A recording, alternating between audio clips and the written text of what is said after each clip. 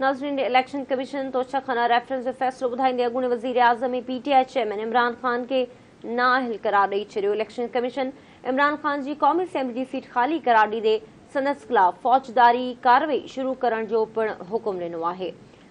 Election commission Toshakhana reference जो फ़ैसिलो ॿुधाईंदे अॻूणे वज़ीर आज़म इमरान ख़ान खे नाअहल करार ॾेई छॾियो आहे। इलेक्शन कमीशन इमरान ख़ान जी क़ौमी असेंबली जी सीट ख़ाली करार ॾींदे संदसि ख़िलाफ़ फ़ौजदारी कार्रवाई शुरू करण जो हुकुम ॾिनो आहे। ख़बर आवाज़ शेयर कई पिया। इलेक्शन कमीशन तोशाखाना रेफरेंस जो फ़ैसिलो ॿुधाईंदे अॻूणे वज़ीर आज़म ऐं PTI चेयरमैन इमरान ख़ान खे नाअहल करार ॾेई छॾियो आहे। इलेक्शन कमीशन इमरान ख़ान जे क़ौमी असेंबली जी सीट ख़ाली करार ॾींदे संदसि ख़िलाफ़ फ़ौजदारी कार्रवाई शुरू करण जो पिणु हुकुम ॾिनो आहे। ख़बर आवाज़ शेयर कई पिया। इलेक्शन कमीशन तोशाखाना रेफरेंस जो फ़ैसिलो ॿुधाईंदे अॻूणे वज़ीर आज़म ऐं PTI चेयरमैन इमरान ख़ान खे नाअहल करार ॾेई छॾियो।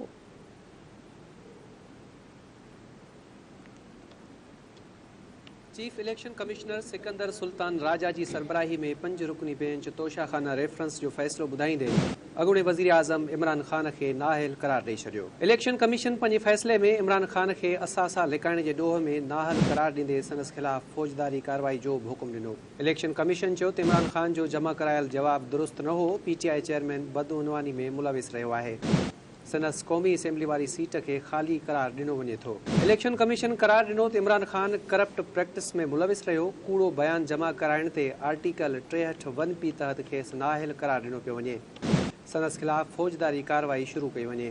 फ़ैसिले खां अॻु PTI अॻवान फवाद चौधरी, असद उमर ऐं ॿिया इलेक्शन कमीशन पहतात इलेक्शन कमीशन जो दरवाज़ो बंदि कयो वियो, जंहिंखां पोइ PTI अॻवान गेट ओरांगे अंदरि दाख़िल थिया। फ़ैसिले बाद मीडिया सां ॻाल्हाईंदे PTI अॻवाननि इमरान ख़ान जी नाअहली वारो फ़ैसिलो इस्लामाबाद हाई कोर्ट में चैलेंज करण जो ऐलान कयो।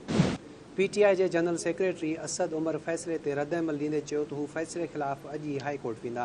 PTI अॻवान फवाद चौधरी ऐं शहबाज़ गिल चयो त जंहिं नमूने अॼु इहो फ़ैसिलो थियो आहे, ईअं पहिरें कॾहिं नाहे थियो। अॼु पाकिस्तान जे 22 करोड़ अवाम जे ख़िलाफ़ फ़ैसिलो ॿुधायो वियो आहे। फवाद चौधरी चयो त इलेक्शन कमीशन ऐं इलेक्शन कमिश्नर खे PDM में शामिल छो नथो कयो वञे। खेनि इलेक्शन कमीशन मां पहिरें बि का उमेद न हुई। इलेक्शन कमीशन जे फ़ैसिले खां पोइ पाकिस्तान में इनक़लाब जी शुरूआति थी वई आहे। शहबाज़ गिल चयो त हीउ फ़ैसिलो नवाज़ शरीफ़ लिखियो ऐं संदसि ज़ाती मुलाज़िम उन ते सही कई।